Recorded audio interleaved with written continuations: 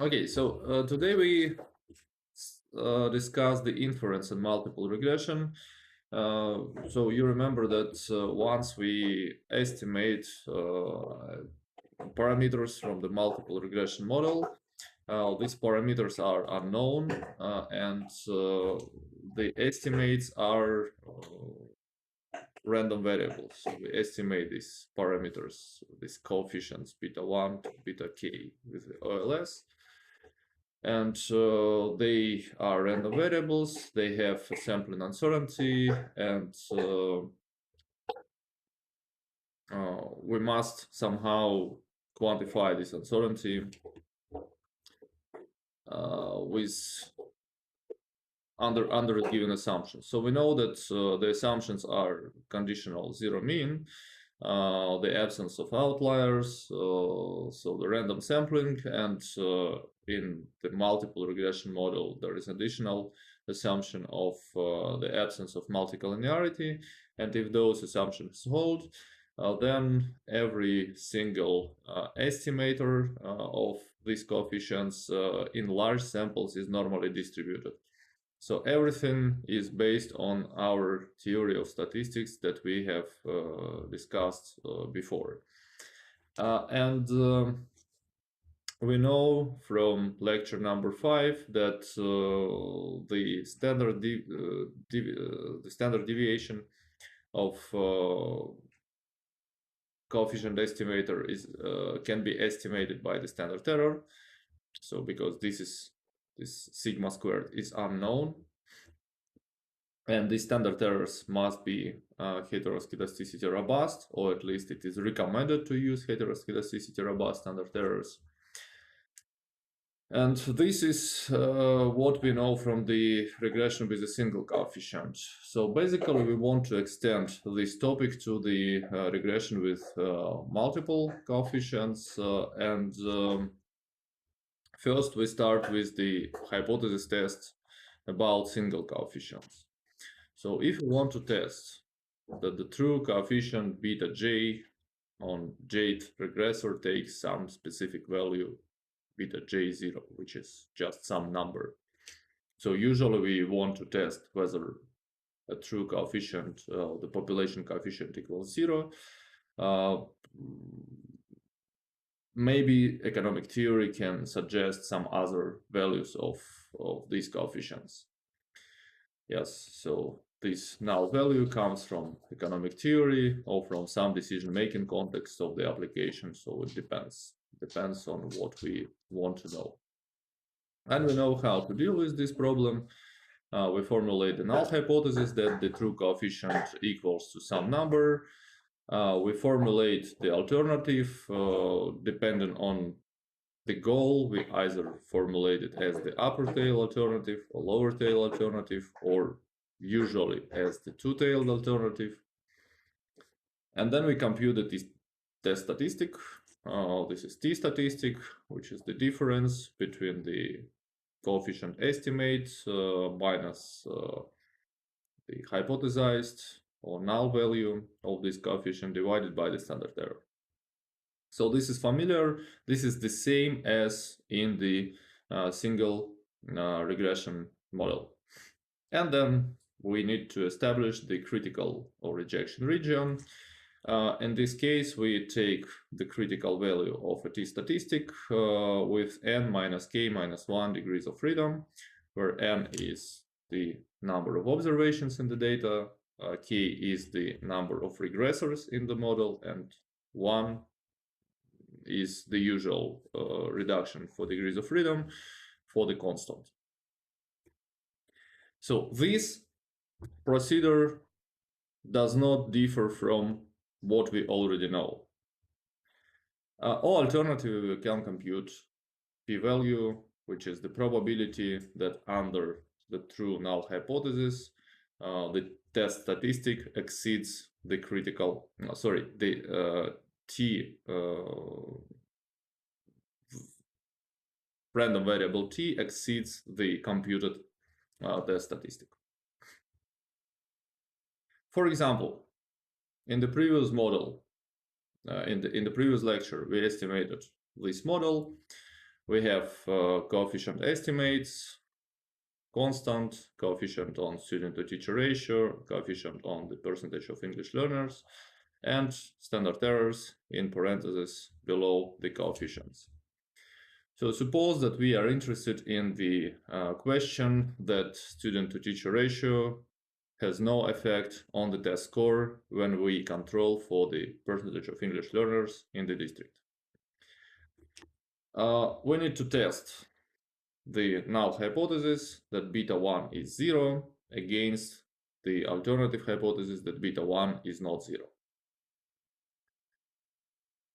And first of all, we need to compute the test statistic. T equals minus 1.1 minus 0. So this is the coefficient estimate. This is the null value. And this is the standard error of this coefficient estimate. And we have minus 254. So then we take the critical value. So if we set the level of significance to 5%, or the size of the critical region to 5%, then the critical value of t is this. So this is the 97.5% quantile of the t distribution with 417 degrees of freedom. So why 417? We have 420 observations, minus 2 regressors in the model, and minus 1, which is 417. And this is, as we already know, in large samples, the critical t-value for 5% level of significance is approximately 196, so 197, let's say. So what we see that the test statistic, or the absolute value of a test statistic, exceeds the critical value, we can reject the null hypothesis in the favor of alternative, which means that holding the percentage of English learning students constant, student-to-teacher ratio has negative effect on the test score. When we reduce, for example, student-to-teacher ratio, we can improve the test score, or the average value of a test score. Yeah, so decrease in the class size leads to the increase of test scores. This must be simple. We've been doing hypothesis tests since the middle of the semester, and you must be familiar to this.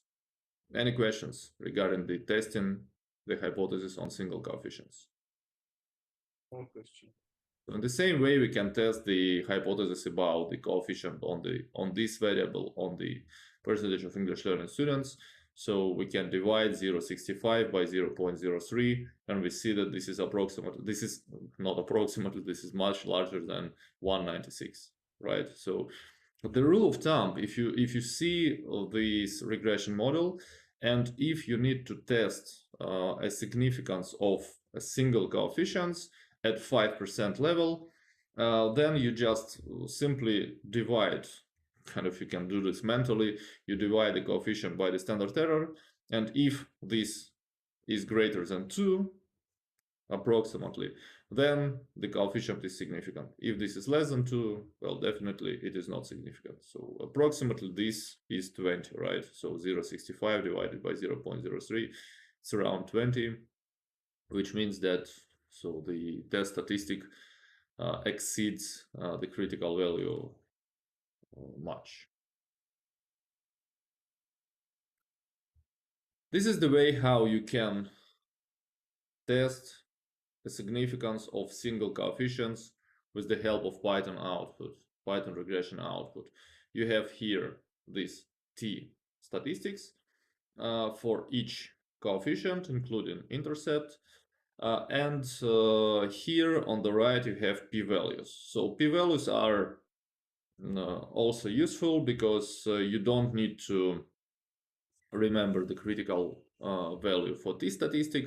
You simply observe p-value, and if p-value is less than 5% or less than 1%, then you claim that the coefficient estimate is statistically significant, which means that this is the small probability that under different samples the coefficient estimate will be 0. So for example, what is this 1.1%? It means that if you repeat the random sampling of districts only in 1.1% of districts, the coefficient of student to teacher ratio might be equal to 0. And only in 1.1% of such samples, you will be able to reject that null hypothesis. So which is quite low probability, and therefore we state that it is not. So the data or our sample does not provide enough evidence that student to teacher ratio has no effect on the test score. Well, as we know from lecture 5, we can compare this absolute value of z with 196 and reject the null hypothesis at 5% significance level, or use p-value, as I explained. Now, regarding the confidence intervals for regression coefficients, this part for multiple regression also copies the topic for the single regression model. So first of all, why do we need these confidence intervals? Because the estimates are outcomes of random variables, and we have this sampling uncertainty, and therefore we cannot determine the true value of beta from the data. So we don't know what is the true value of beta.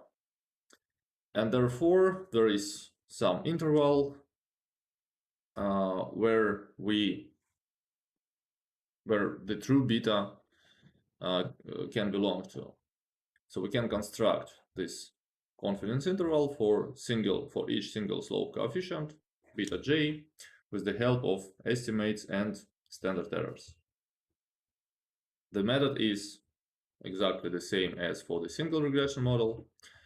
And this is here. We take the estimate for every single coefficient and add and subtract of the following term. So there is the 1 minus alpha over 2 quantile of a t distribution multiplied by the standard error of this coefficient estimate. So approximately 196, right? We know that the precise value is 1966 for this quantile. And we must remember that both hypothesis test and confidence interval construction, they rely on the large sample normal approximation to the OLS estimator distribution. So what does this mean? It means that we must be sure that OLS assumptions hold, and the sample size must be large enough in order to believe these results. In small samples or in samples where there is enough, let's say, evidence that the OLS assumptions do not hold, these techniques are not appropriate. So please be careful about this, and it doesn't mean that you can use this all the time. You must be sure that the necessary assumptions hold. Yeah, so that's what I said. So for our example, if we have this coefficient estimate, if we have standard error on this coefficient, then the 95% confidence interval for beta 1 for the true population coefficient is we take the coefficient estimate minus, this is the 97.5% quantile of a t distribution multiplied by this standard error 0.43. This is the lower bound for the confidence interval, and the upper bound is here. So we must, yeah, this is a typo. We must add this term, And finally, we have the confidence interval for beta 1 from 1 minus 195 to minus 0.25. So 0 is not included into the confidence interval, which is another evidence that we cannot reject a null hypothesis that beta 1, the true population coefficient, is 0. So we are 95% confident that the true value of beta 1 is between minus 195 and minus 0.25. So it is not clear what is the exact causal effect of a class size on the test score, but we can quantify it in this interval between minus 195 to minus 0.25. So how we can apply this? If we want to decrease the student-teacher ratio by 2, then the expected, let's say, outcome of this reduction with 95% confidence is going to be between 0.50 and 390. So the test score so we can expect an increase in the test score in this interval with 95% confidence. So we are not sure, but we can expect something in this interval. Yeah, and also 95% confidence intervals are reported in OLS regression results in Python for every coefficient here, so you can also find them without any calculation. So they are available, and then we can easily take these values and apply them in the following way.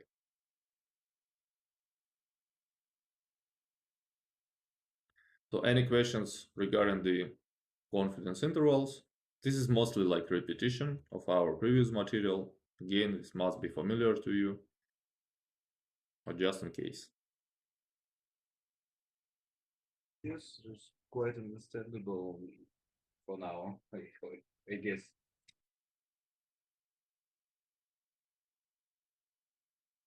Okay, so now let's try to extend our empirical exercise regarding the example.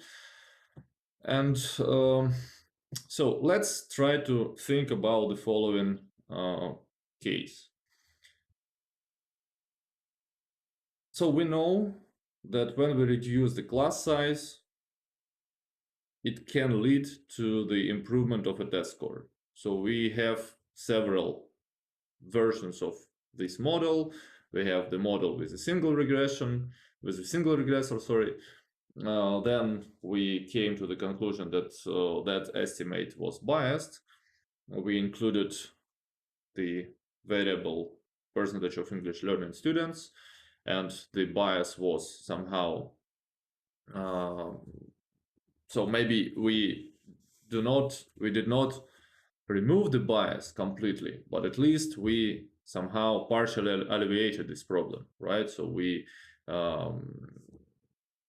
estimated the coefficient, which we hope is closer to the true coefficient.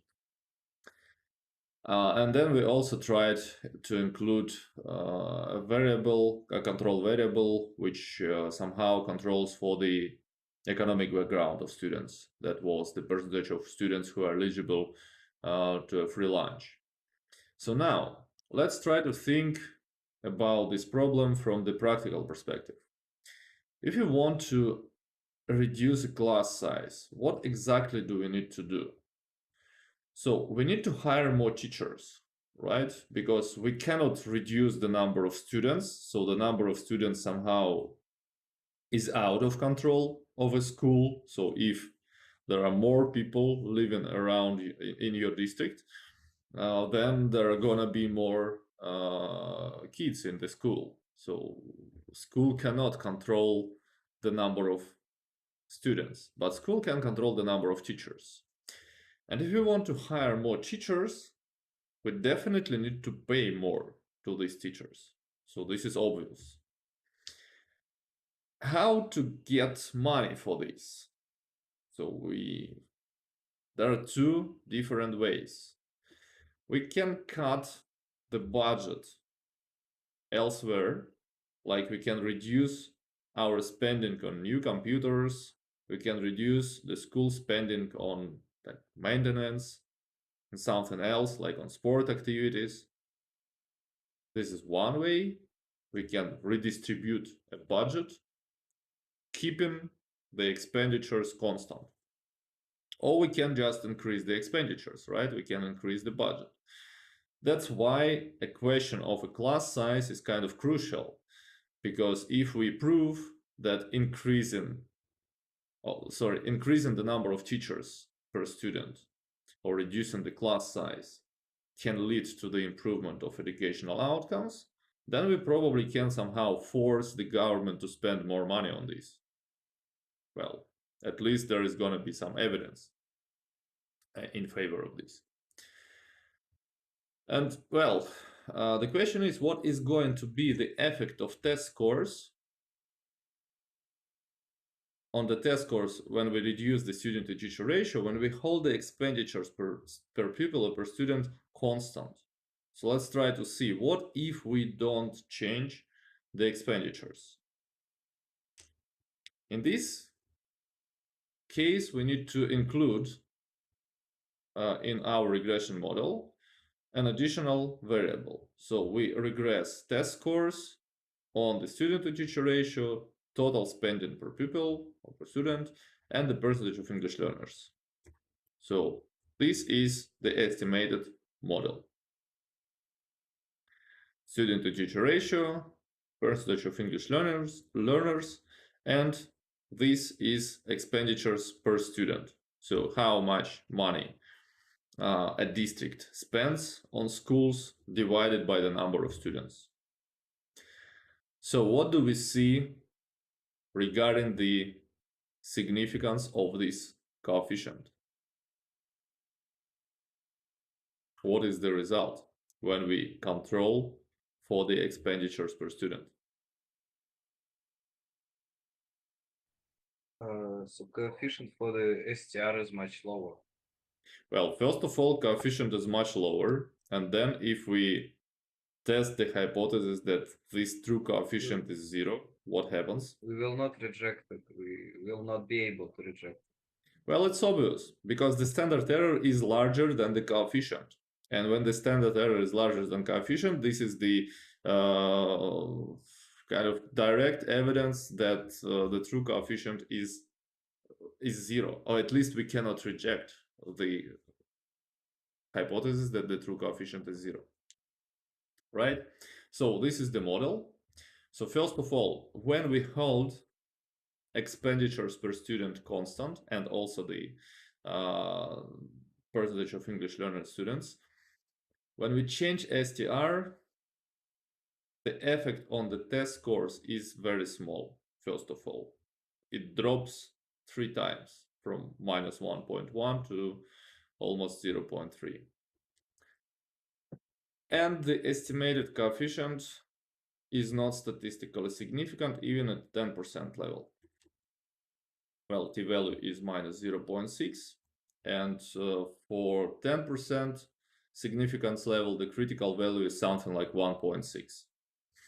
Right, so the estimated model provides no evidence that hiring more teachers improve test scores if overall expenditures are held constant. So if we simply redistribute a budget from like spending on new computers, on sport activities, on the renovation of school, on something else, if we forget about those ways of spending money, and if we just hire more teachers, but we don't increase expenditures, nothing happens. So there is no evidence that simply increasing number of teachers helps us to improve the educational outcomes. What does this mean from the practical side? It means that the school administrators allocate their budgets efficiently. So they allocated the budget in a way that there is no way to improve the educational outcomes. So the money are spent in the most efficient way, right? And reallocating these expenditures helps us doesn't help us. Sorry, doesn't help us to improve the educational outcomes. And the only way to improve the test score is to hire more teachers together with the increase in expenditures. Also, we can, from the previous lecture, we know that some variables may be correlated, and this is exactly the case here. So student to teacher ratio and expenditures per student are strongly correlated. So there is the correlation, sample correlation is minus 0.62, which means that when we include these two variables in the model, they are imperfectly multicollinear, and the effect of student to teacher ratio partially kind of moved to this coefficient, the coefficient of expenditures per student. And basically, as we know, when we want to reduce the number of student to teacher student per teacher, we need to increase expenditures. So this strong correlation is the evidence of this kind of interconnection between the two variables.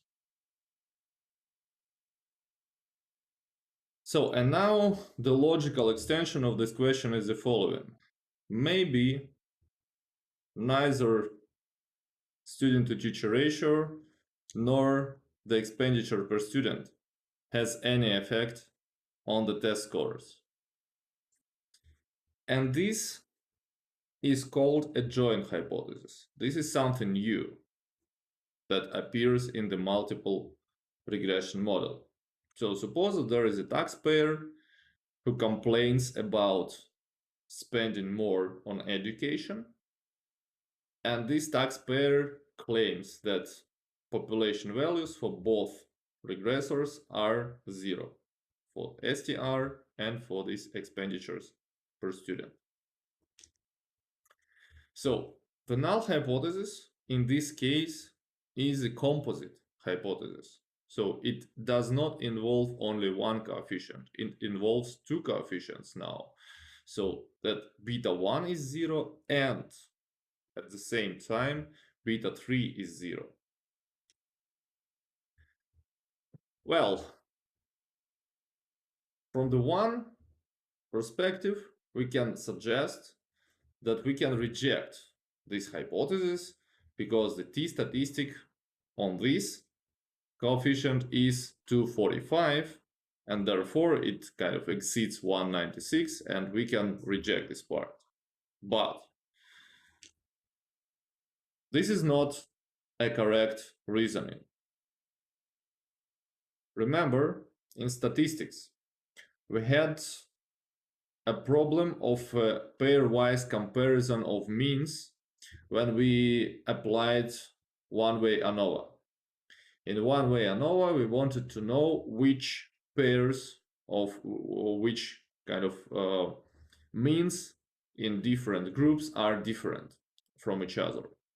And there was some explanation why we cannot apply t-test for every pair, because the size of this test is not 5%.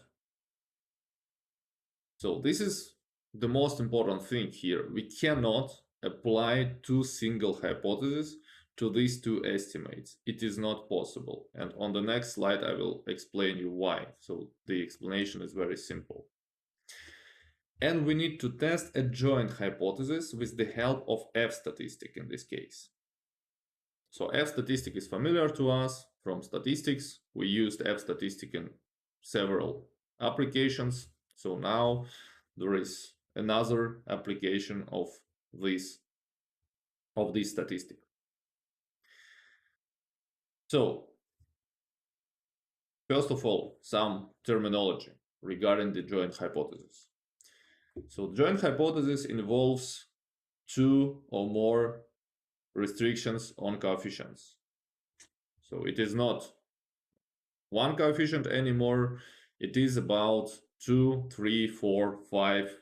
So how many you want coefficients. So null hypothesis is that beta 1 equals some number, beta 2 equals some number, beta 3, and so on. In total, we have Q restrictions. So Q doesn't mean that we have the full set of regressors here. We can have 2 restrictions, 3, 4, 5, and we denote the number of restrictions with Q. So the alternative hypothesis is that one of these, at least one of these restrictions does not hold.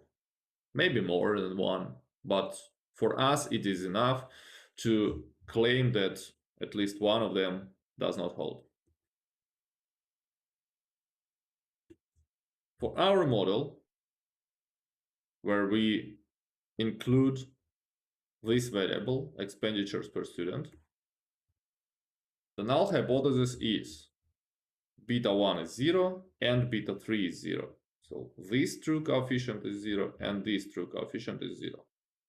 Versus an alternative hypothesis that beta 1 is not 0 and or beta 3 is not 0, which means that one of them is not 0 or together both these two coefficients are not 0. So we don't care which one, but at least for us it is enough that at least one of them is not 0. So first of all, let's try to think why t-statistics are not appropriate here. Why we cannot test separately a single hypothesis on beta 1, a single hypothesis on beta 3, and then make a conclusion. So let's denote T1, the t-statistic for this null hypothesis. Beta 1 is 0. Let's denote T2, the t-statistic for this null hypothesis, that beta 3 is 0. So two single hypotheses. Now, we know that we reject each of these single hypotheses when t statistic exceeds 196. So what if we mistakenly think that we can reject the joint null hypothesis when both T1 and T2 exceed 196, right? So it seems reasonable, it seems logical, and some people may think, well, why should we bother with some special F statistics, blah, blah, blah. Let's test single hypothesis about beta 1 and beta 3. Well, yes, we reject each single hypothesis when T statistics exceed 196. So we want to reject, or we are going to reject the joint null hypothesis in this case when both T statistics together exceed 196. If we believe that these statistics are normally distributed in large samples, then the joint null is rejected only when both T1, so the joint null is not rejected when T1 does not exceed 196 and T2 does not exceed 196, right? So this is reasonable. What is the probability that we do not reject this joint null hypothesis? So this is the probability that T1 does not exceed 196 and T2 does not exceed 196. If you believe that T1 and T2 are independent, then this probability equals to the product of probability that T1 does not exceed 196 and probability that T2 does not exceed 196. Okay, so we know what is this probability. These two single probabilities. This is 0.95. So the probability that under the null hypothesis, T statistic does not exceed the critical value is 1 minus alpha. is the confidence level. And when we multiply this by this, we have 0.95 squared, and finally we have this probability, 0.9, which is the probability that we do not reject these two hypotheses together. In this case, the size of this test is going to be 9.75% instead of 5%. This is why we cannot test joint hypotheses with the help of single hypothesis using t-statistics. Because if we apply this single hypothesis, the size of the test is inflated. The type 1 error is inflated, and we will be mistakenly accepting null hypothesis more often. Vice versa. We will be rejecting the null hypothesis mistakenly too often, right? So the probability of a type 1 error is going to be inflated in this case. And if the regressors are correlated, the situation becomes even more complicated, but this is out of the scope of this discussion. So the main message in this slide is, when you have a joint hypothesis which involves 2, 3, 4, 5 coefficients simultaneously, never apply t-tests. There is a special method, F-statistic, which tests joint hypothesis.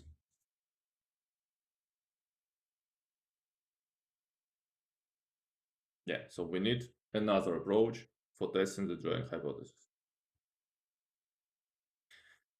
So now we will talk about this approach, and there are two different ways how we can test joint hypothesis with the help of F-statistic. So one is Homoskedasticity-only F-statistic. This is the classical formula.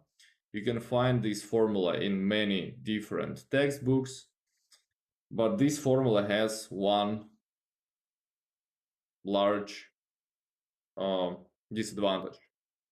And this disadvantage is that this is homoskedasticity only. So you remember that homoskedasticity means, I hope you remember that homoskedasticity means that the error term, the variance of an error term does not depend on axis, on the regressors, which is not always true in the real data, and especially in the economic data. And when you apply these homoskedastic standard errors, for example, for testing single hypothesis, you can come to the misleading conclusions. You can mistakenly reject null hypothesis or don't reject null hypothesis, so it depends on the direction of this heteroskedasticity. But again, homoskedasticity is the homoskedasticity-only F-statistic is a classical formula, and we will start with this formula just to understand the logic. What exactly happens when we test these joint hypotheses? So let's see. So when we include additional regressors, we know that we expect to improve the fit of the regression. Okay, so this is something that we have discussed in the last lecture. Now the question is this improvement enough to believe that this is not a result of a random sampling variation? So, which means that, well, probably this inflation in R squared can be random by chance. We want to be sure that when we include a new regressor, this inclusion improves a fit of a model significantly. Well, it means that there is a link between F-statistic and the regression R squared, and we will see this link in the formula of this F-statistic. And when the F-statistic is large, it is associated with a substantial increase in the R squared.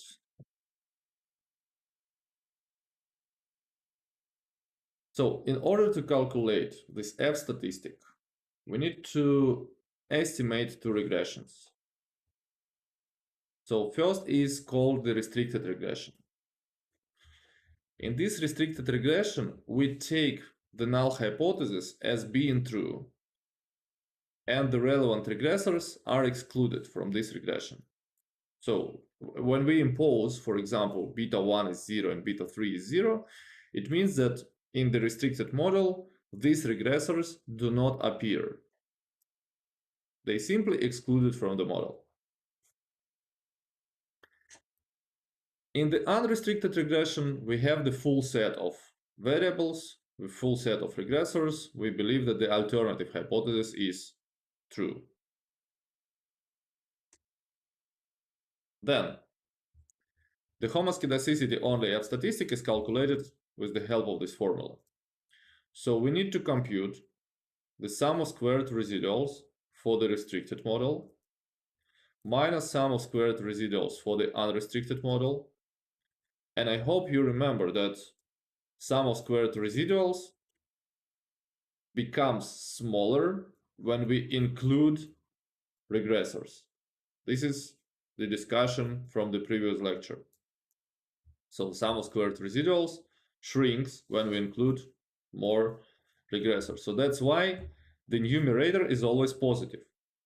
This SSR for restricted model is always greater than SSR for the unrestricted model.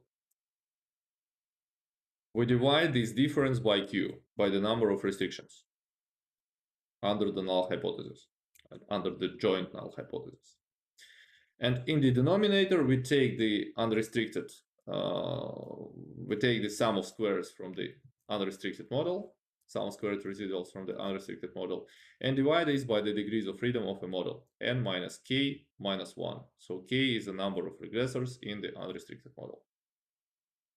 So kind of the formula is more or less simple. And look, F statistic must be large enough in order to reject the null hypothesis. When F statistic is large enough, when this difference is large, and this difference is large, when including an additional regressor, significantly improves a fit of the model, so or significantly reduces the residual sum of squares. Also, this F statistic is large enough when n is large, right? Because when n is large, well, this whole, oh, sorry, no, n must, yeah, this is penalized, because if n is large, then the denominator is going to be small. And when we divide by the smaller number, so the whole F statistic is going to be also inflating. So that's why in large samples, this F statistic is going to be also increasing. But on the other hand, when we compute the critical value, we control for these degrees of freedom in the numerator and denominator.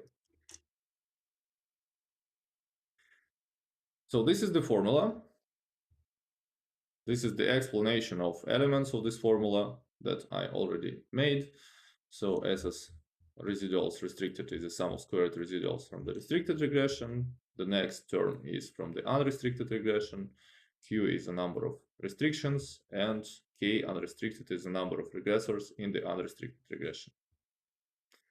And the equivalent formula is here. So the equivalent formula is based on R squared.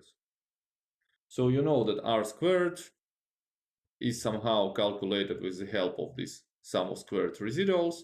So basically this is simple. When you divide the numerator and denominator by the total sum of squares, which is the same for restricted and unrestricted model, there is no difference between them, and then you make several arithmetic steps, you will get the following. r squared for unrestricted model minus r squared for the restricted model.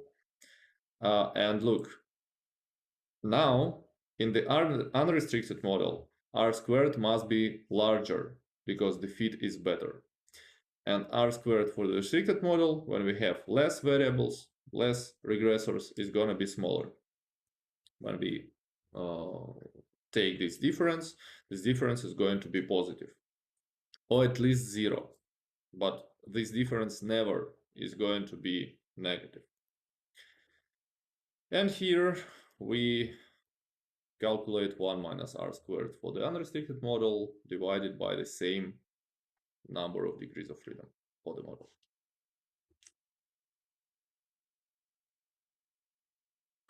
And the most important thing here, these formulas are correct only if the errors are homoskedastic.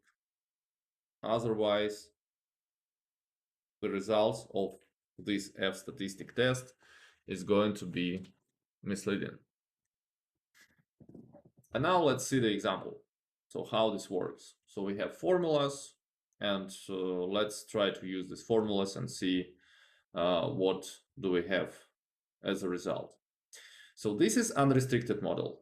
This is the model with the full set of regressors.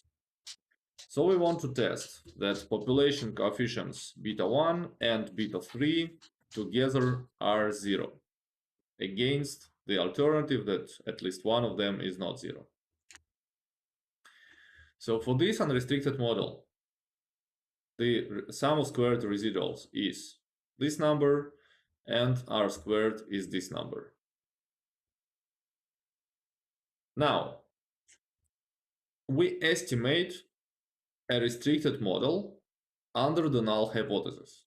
So we kind of assume that beta 1 is 0 and beta 3 is 0, and therefore this term and this term, they just drop, right? So there is no this term and this term. And we estimate a new model with the only regressor, the percentage of English learner students here. So of course, the coefficient estimates and standard errors are different because of another model. So this must be obvious. But what we can note, first of all, that the coefficient doesn't change too much. So which means that the percentage of English learner students is not somehow correlated with these two variables. And for this restricted model, the sum of squared residuals is here. So we see that this is larger number because this model definitely is not able to explain the same portion of variation in test score as the previous one. And r squared restricted model is here. So not that large difference, but still it is lower. Now, F-statistic, we take sum of squared residuals for the restricted model minus sum of squared residuals for the unrestricted model, divide them by 2. 2 is the number of restrictions. So 1, 2. And in the denominator, we take the sum of squared residuals for the restricted model divided by the degrees of freedom of the full model. 420 minus 3 minus 1. And the F-statistic, Homoskedasticity-only F-statistic, is 8.01.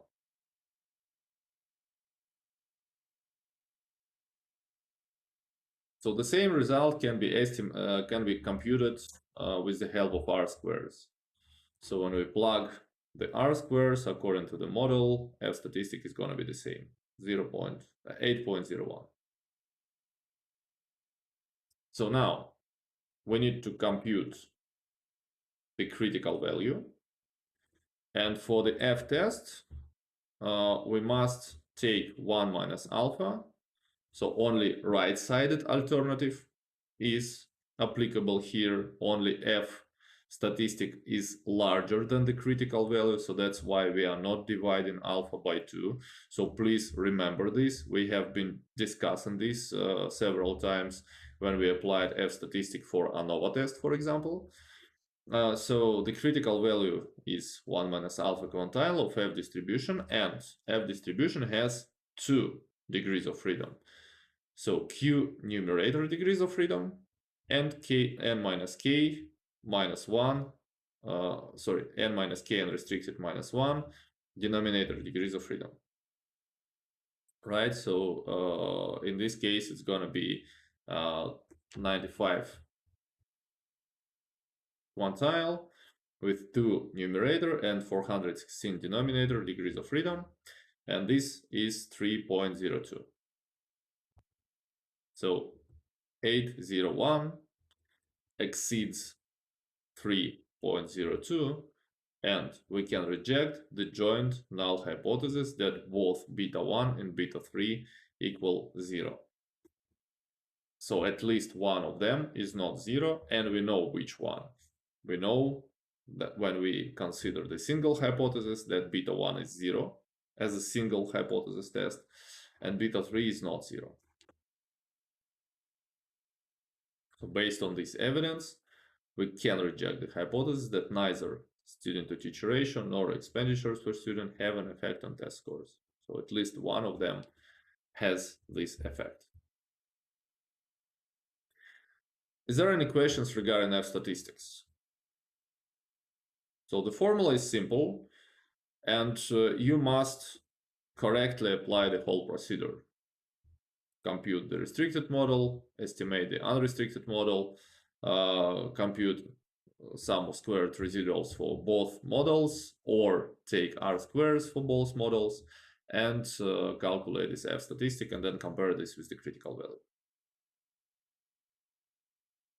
Questions?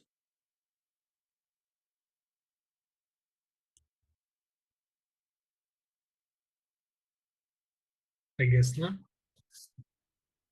So tomorrow on the exercise session, we will definitely try computing this, and also on the home assignment, you will get the task to compute them yourself. Okay. So good news. The previous home assignment. Yes, good news are that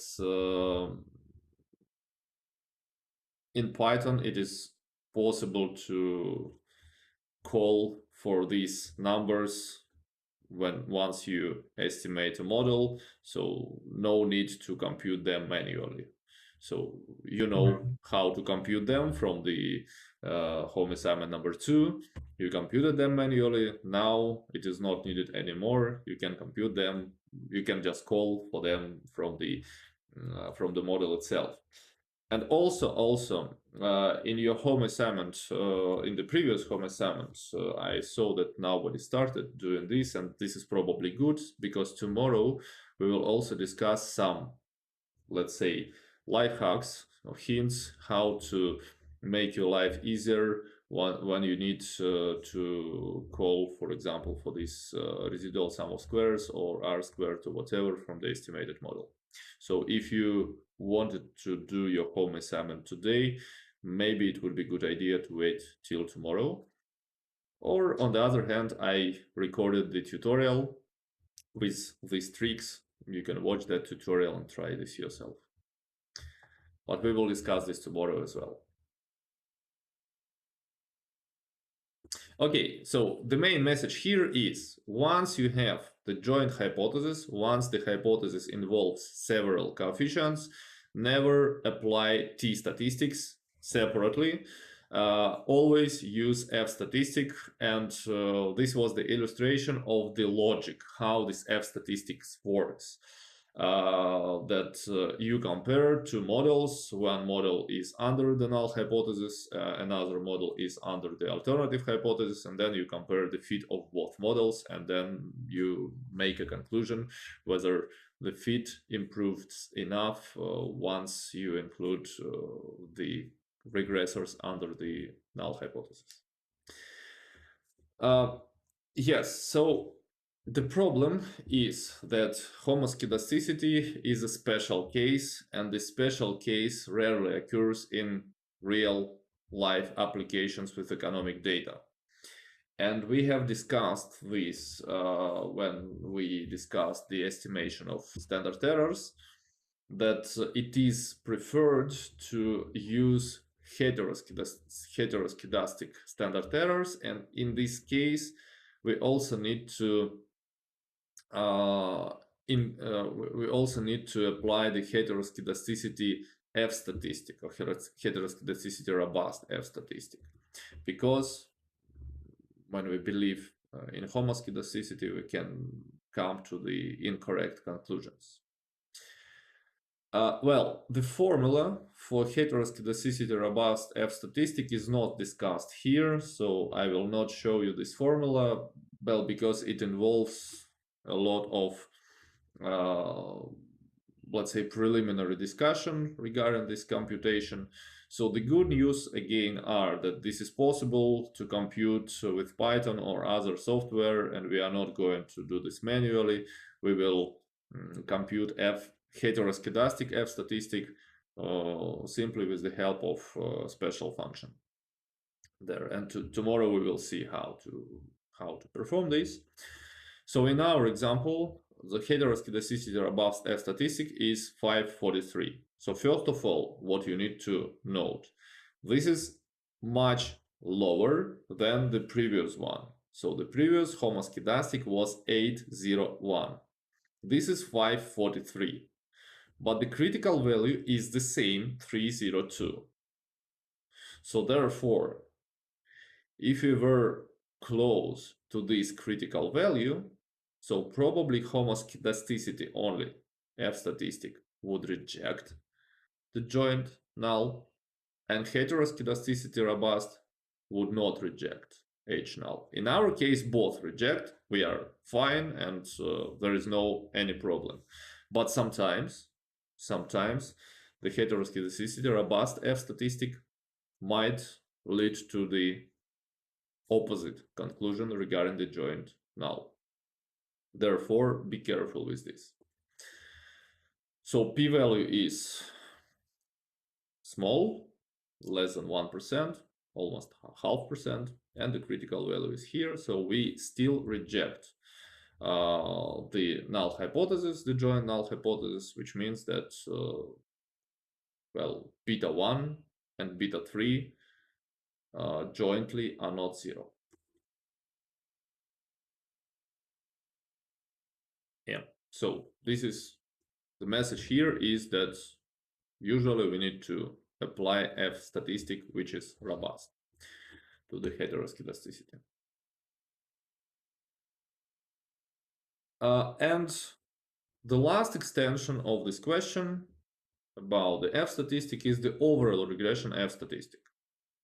So the overall regression F-statistic tests the joint hypothesis that all slope coefficients are zero. So all population coefficients on all regressors. So the null hypothesis is, in this case, is beta 1 is 0, beta 2 is 0, etc. until the last regressor beta k is 0. And the alternative hypothesis that beta j is not 0, so there must be 0 here, for at least one j from 1 to k. So at least one coefficient is different from 0.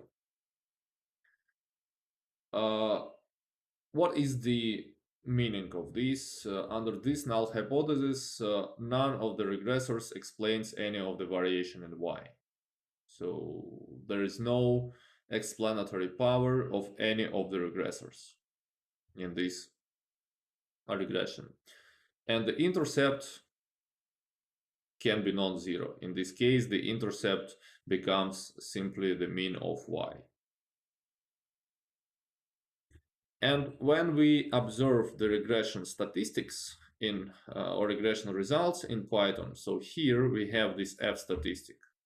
And this F-statistic is exactly the F-statistic on this joint null hypothesis, that the coefficients on student to teacher ratio and the percentage of English learner students, so in this case we are using the regression with two variables, so the overall regression is statistically significant because F-statistic is significantly larger than the critical value. So we also can look at the p-value. So p-value is 928 times 10 to the power of minus 67. So 0.6709, which is very, very small number. And this is heteroskedasticity-robust F-statistics once you control for this and once you have this message in the bottom that standard errors are robust. So if you have this message, then this F-statistic is already heteroskedasticity-robust. So now you know an additional the meaning of an additional output from this OLS regression results. So we know R squared, adjusted R squared, F statistics, probability of F statistic. We know all of these things about degrees of freedom. We know how to interpret all of these numbers inside the table. And well, the only thing which is not known to us is the bottom line here and also these parts. So we are going to discuss these AIC and BIC, which are archaic information criterion and Bayesian information criterion in the second part of econometrics. So these statistics are not discussed in either of the courses, but if you want, you can simply Google them. So those are some regression diagnostics regarding the heteroskedasticity, for example, and some other tests. So this is regarding the F statistic. Any questions?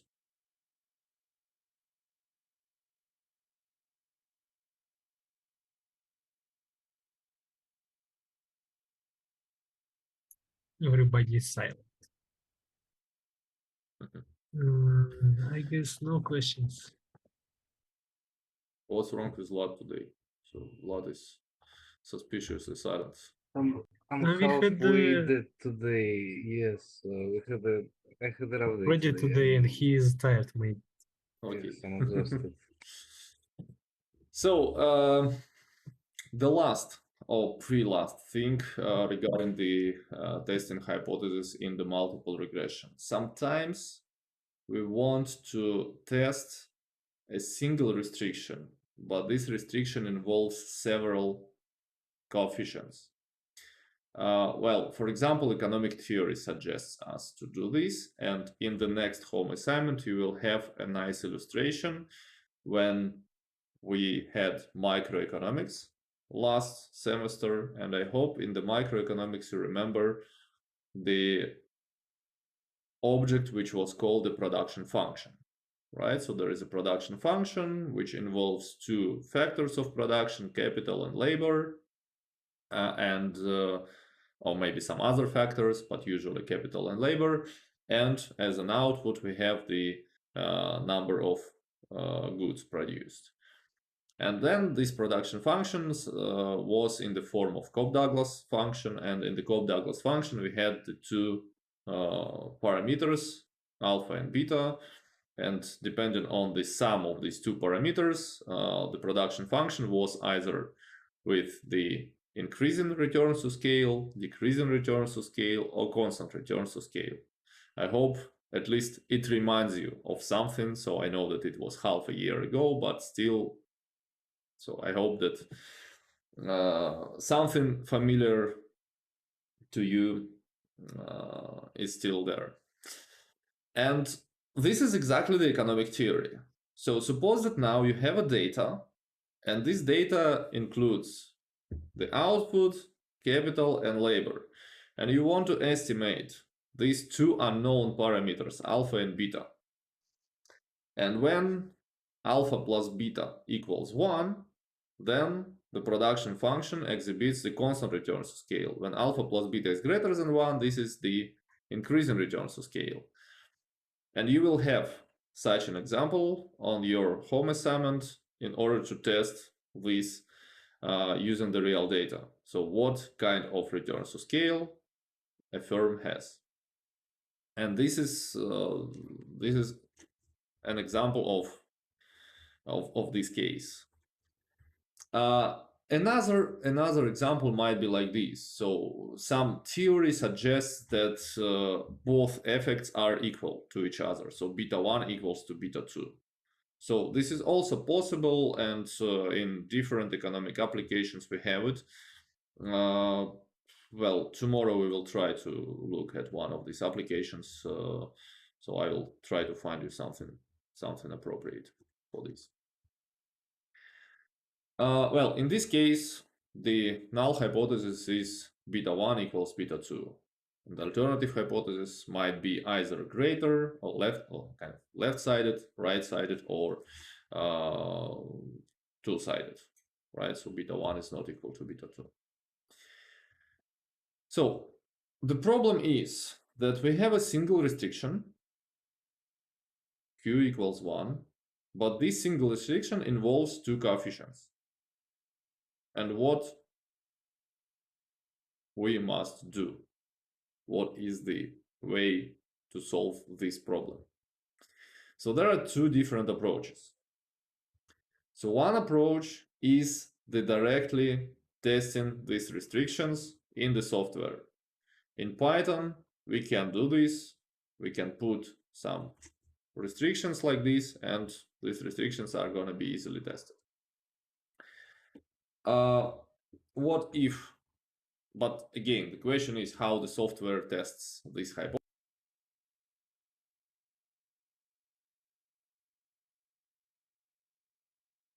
Sorry, guys. So I hope you can hear me. Guys, can you hear me? Yes. Yeah, because I had some trouble with my microphone. How we can test this directly, and how the software tests these restrictions is using the transformed regression.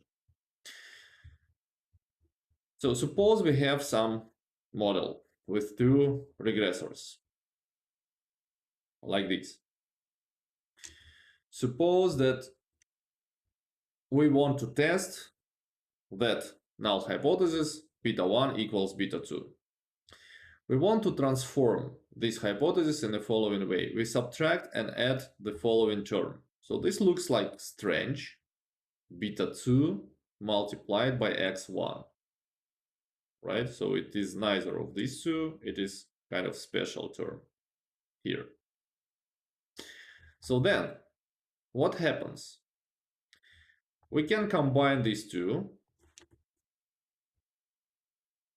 factor out x1, and in the brackets we will get beta 1 minus beta 2. Here we can factor out beta 2, and there is going to be a sum of x1 and x2, like here, like this. So here we factor out x1, here we factor out beta 2, and we have this. So finally, if we denote gamma, this difference, and if we denote vi, this sum, we will get the following model. There is going to be yi equals beta 0 plus gamma x1 plus beta 2 vi plus the error term. Now, having this transformed model, and if we want to test beta 1 equals beta 2, how we can reformulate this null hypothesis for the transformed model? Any ideas? Again, we want to test that beta 1 equals beta 2. But now we have this transformed model with gamma. What is the identical null hypothesis to the hypothesis beta 1 equals beta 2? That their sum is 0. That there is difference is 0. Beta 1 minus beta 2 is 0. If they are equal, that their difference is 0, which means that gamma is 0. Yes. So this is the simple way how we can test this composite single hypothesis that involves several coefficients. We can estimate the coefficients of this model and test H null that gamma is 0 versus H1 that gamma is not 0. Very simple way how we can do this. And as I said, tomorrow we will try doing this on the exercise session, and on the home assignment you will also have this. It is not that difficult. So, and what is the most important, that we can simply test this with the help of t-statistic. So no need to construct some special models, restricted and unrestricted and so on. And the last question here is confidence sets. So first of all, what is the confidence set? Well, we define this in the same way as the confidence interval, but this confidence set, 100, 1 minus alpha %, for 2 or more coefficients. And this is the set that contains the true population values of these coefficients in 100, 1 minus alpha % of randomly drawn samples. So the confidence interval is constructed for one coefficient. Confidence set is constructed for 2 or more coefficients. And why it is called set? Because now it is going to be 2, 3, 4, 5 dimensional, depending on the number of coefficients under the involved in this construction.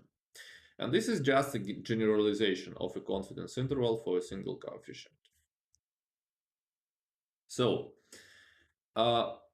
as we know from statistics, the confidence interval corresponds to the set of t-statistics where the null hypothesis is not rejected.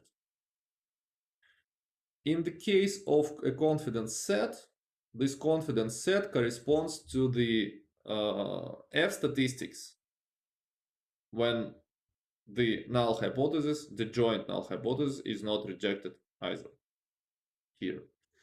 So the same kind of correspondence or duality between confidence sets in this case and the joint hypothesis testing. And when there are 2 coefficients involved, the confidence sets are ellipses. When there are 3 coefficients, there are going to be some 3-dimensional objects of probably some complicated shape. So here is an example of a confidence set when 2 coefficients are involved. So we have a coefficient on student to teacher ratio, beta 1, and we have the coefficient on the student expenditures per student. So in the book it is denoted as beta 2. In our case it was beta 3, right? Look, so the confidence set here is the ellipse, and it contains all possible combinations of these 2 coefficients when the null hypothesis, the joint null hypothesis, is not going to be rejected. So for example, if the null hypothesis states that beta 1 is minus 0.5 and beta 2 or beta 3 in that case is like 3, for example, here. So we are not going to reject this null hypothesis. But we tested this joint null hypothesis that beta 1 and beta 2 are zeros. And you see that this point belongs to the region outside of the confidence set. So therefore we rejected that joint hypothesis. So this is just, as I said, this is a generalization. If one coefficient can be captured with the help of the confidence interval, when we jointly build the confidence sets for 2, 3, or 4 coefficients, the shapes are going to be more complicated. But the logic is the same. Yes, okay, so this is the last question from this topic that I wanted to tell you. And to conclude with, when we test single hypothesis on coefficients we perform the same steps as we already know from the regression with a single coefficient or single regressor. This is no difference, but when restrictions are put on two or more coefficients, we use F-statistic. This is important. The joint hypothesis testing differs from the hypothesis on a single coefficient. Whenever it's possible, we need to use the heteroskedasticity-robust tests because simply they are more appropriate and then they lead to less mistakes in the process of hypothesis testing.